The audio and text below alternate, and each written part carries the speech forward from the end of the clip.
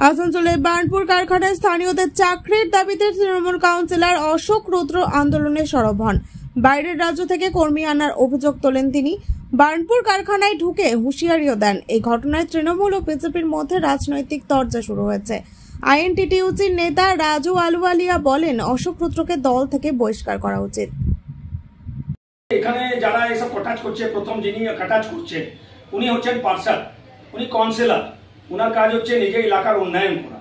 শ্রমিক সংগঠন দেখার জন্য এখানে পশ্চিম বর্ধমান জেলার সভাপতি আছেন মাননীয় অভিজিৎ ঘাটা, এখানকার শ্রমমন্ত্রী আছেন মাননীয় মোড়া ঘাটা, যিনি শ্রমিক নেতাও আছেন। তো এখানে এইসব যা সমস্যা শ্রমিকদের আছে, ইসকোতে কি সমস্যা আছে না আছে আমাদের নেতাদের নজর আছে, অভিজিৎ ঘাটের নজর আছে, মাননীয় মোড়া ঘাটের নজর আছে, তৃণমূল কংগ্রেসের প্রত্যেক নেতাদের নজর আছে। তো ব্যাপারটা যে শ্রমিক সংগঠনের কাজ শ্রমিক সংগঠনের করবে, কিন্তু সেখানে গিয়ে যদি কেউ বলে যে বিহারের লোক এখানে এসে কাজ করতে পারবে না, আমুক উত্তরপ্রদেশের লোক এখানে কাজ করতে পারবে না, পাঞ্জাবের লোক এখানে কাজ করতে পারবে না, যারা এই ভাষা বলছে, আমি আমাদের মা মাটি মানুষের নেত্রী মমতা বন্দ্যোপাধ্যায়কে অনুরোধ করবো অবিলম্ব অশোক রুদ্রকে দল থেকে বহিষ্কার করা হোক।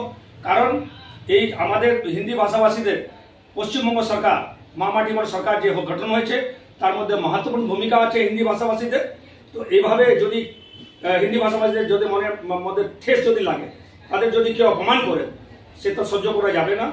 অবিলম্বে অশোক রুদ্র দল কারবাই করুক আর তাকে দল থেকে বহিষ্কার করুক, আমার এটাই দাবি।